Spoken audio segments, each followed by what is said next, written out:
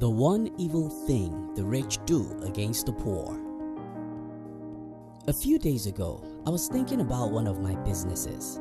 We've been working and investing on this business for over a year, and now we are having some successes. And I started thinking, how can I reduce the number of hours I work on this business while I make more money? The answer to this question is simple. Create a business system and employ more people to run the system.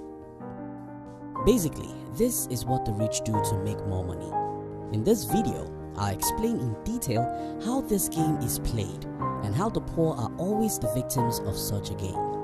If you're new here, consider subscribing so you won't miss other interesting videos like this. Now here's the thing. At the beginning of the 17th century, there was zero unemployment in the world. There were two reasons for that. First, because there was no public education. There was no way a few people could manipulate what we teach our kids, as they have done now. Two, which is similar to the first, because there was no place where every kid will be brainwashed to love a job. It was just natural that if you were born in the 18th century, your dream will be to create your own life, either as an artist, a blacksmith, a farmer, or anything. But that was about to change. Towards the end of the 19th century, many countries of the world started influencing legislations to make public education compulsory, so every child now must go to a school. At first, the school system was highly influenced by the religious leaders, later the politicians, and finally the most influence came from the industrialists. Religious leaders have the Bible and people's obedience. Politicians have political power, but none of these could be compared to money. Because the industrialists have money, they ended up having the last laugh. By the mid-20th century, we already have a school system that is nothing but the camp to train factory workers. The industrialists influenced everything from the school curriculum to who ruled the school. At a point, one of the education heads suggested that the mathematics curriculum was supposed to make children think. To this, one of the board members replied him something like, "Our goal isn't to make them think." And that's the greatest evil the rich ever did against the poor. Let's build them a school that will train them to be our servants. That was their plan. Now back to my personal story. As you might perceive, I'm an entrepreneur, and I use people to build businesses. While employing people to work for you isn't a sin, it becomes a terrible situation when we have a society where 99.9% of people need jobs. Whenever my company announces that we have one vacant position, at least 50 people will apply for the job. The problem about this is that because there are too many people who need a job, the demand for a job is far greater than that of supply. And as a result, the stupid entrepreneurs like me have too many people begging them for jobs. And that eventually leads to the employers becoming a king who hires and fires at will, or even underpay a lot of people. This is evil, and it was not by accident. It was well planned long before any one of us was born. My advice for you. So, if you agree with me that what I'm saying is the truth, how then can you escape this trap? The solution is simple, but not many people will do it. Give yourself education.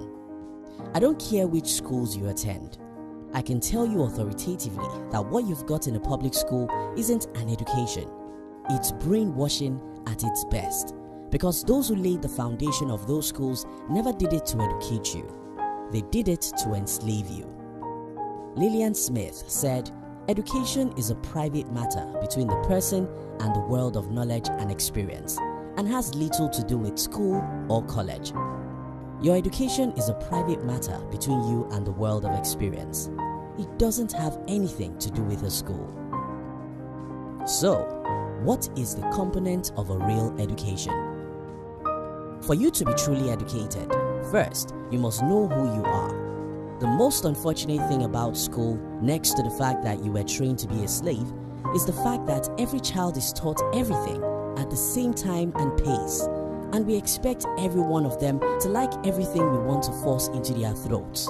because we assume that they are the same humans. Well, opposite is the truth. Every human is different, and for anyone to actually function probably among us, he or she doesn't only have to know that everyone is different. You must know what makes you different. Socrates said, "Know thyself." The first education is for you to know yourself. Know who you are, what your strengths are, and what your weaknesses are. What you do easily even though others find them difficult. You have to know how your brain works, what your temperaments are, which kinds of intelligence do you have much of. Are you a naturalist, that is, nature smart, musical, sound smart, logical, mathematical, number or reasoning smart, existential, life smart, interpersonal, people smart, bodily kinesthetic, body smart, or linguistic, word smart? It's the combination of who you are that will determine what you will have passion for. Take for instance, if you have interpersonal intelligence, then you might do well in sales or in business. If you have linguistic intelligence, you might be a great public speaker, actor, or comedian. If you have musical intelligence, there is no point trying to have A's in mathematics. If you have logical mathematical intelligence, being an inventor or a scientist may be the best thing for you. You get the point here. You must sit down and analyze yourself, your strengths and weaknesses. It's only after this you can decide what path you'll drive your life to. The second thing you should do after you've known yourself is to think like a king. Believe me, you were made to be a king. God created you to be a god, a king, a hero. But unfortunately, you've been educated to think like a servant. You can create your own life again, the exact way you want it. Don't be deceived that you need a job for 35 years.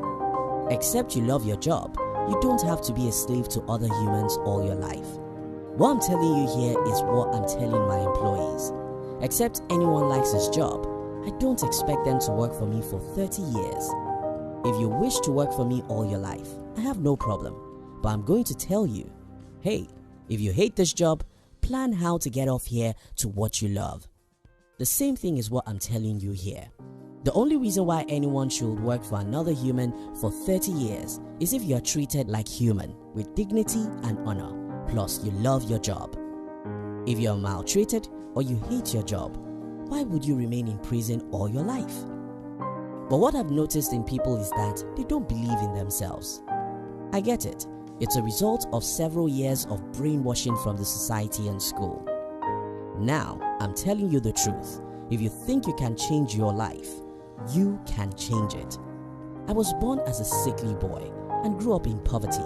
But when I became an adult, I started thinking about how I wanted to live my life. I wanted freedom, and I know that I would need money to get it. I went after money.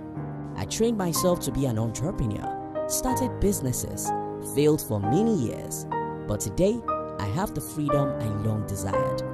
Though the rich have worked hard to make everyone else their slaves by influencing the kind of education you get, you don't necessarily have to be their slave for 35 years.